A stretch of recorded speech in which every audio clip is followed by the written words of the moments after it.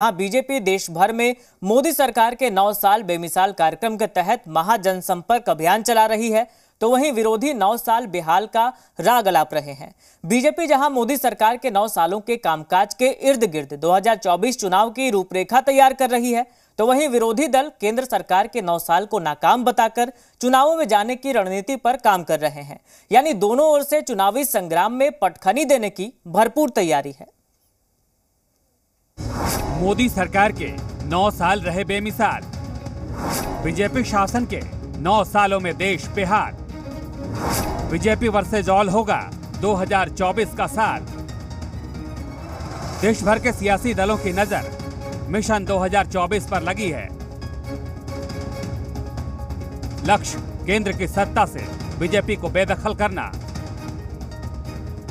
लेकिन बीजेपी इतनी आसानी से सत्ता की चाबी किसी और को सौंपने के मूड में नहीं है।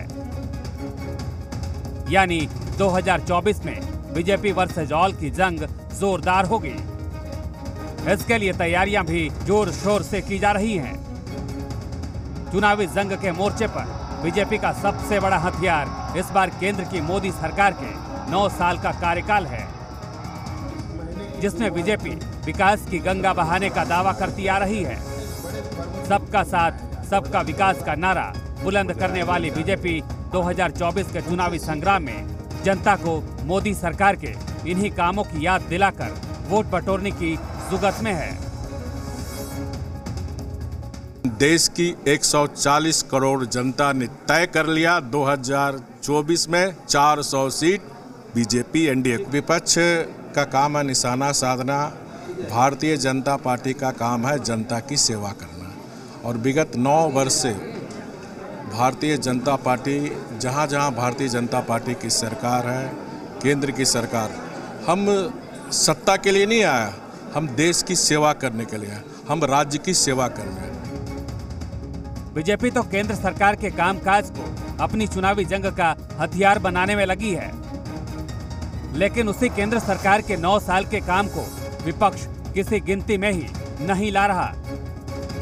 विपक्ष के मुताबिक मोदी सरकार के 9 साल के कार्यकाल में देश बेहाल हो गया है।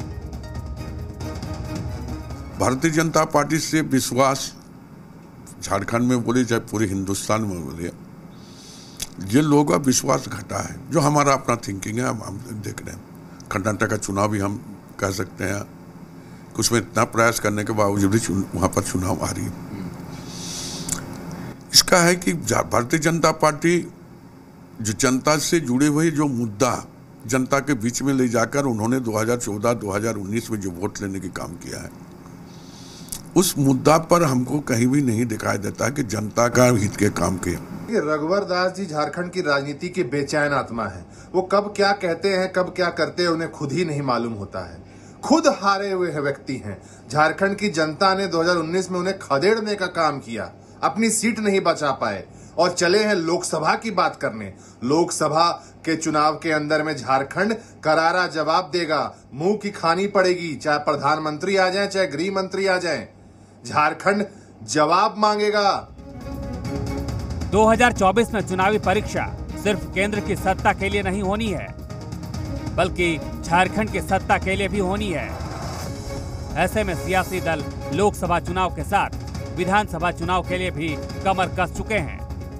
रणनीतियां बन रही है, मोर्चे सज रहे हैं, मुद्दे तय किए जा रहे हैं। यानी वो सब कुछ शुरू हो चुका है जो चुनावी जंग को जनता के लिए दिलचस्प और सियासी दलों के लिए चुनौतीपूर्ण बनाएगा।